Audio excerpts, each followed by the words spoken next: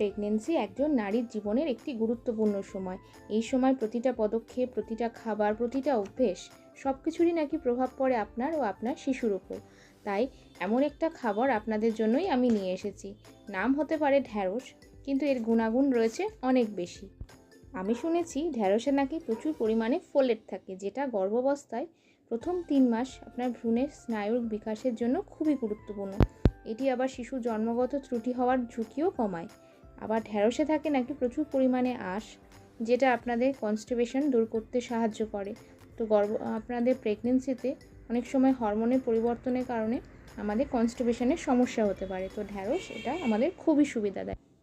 তাই ভাবলাম ঢ্যাঁড়সের এই নতুন রেসিপি আপনাদের সাথে শেয়ার করি, যেটা গর্ভাবস্থায় হয়তো মহিলাদের খেতে আশা করি খুবই ভালো লাগবে। তা চলুন প্রথমে আমরা জল দিয়ে ঢ্যাঁড়স বা ভেন্ডিগুলোকে ভালো করে ধুয়ে নিই। কারণ প্রথমে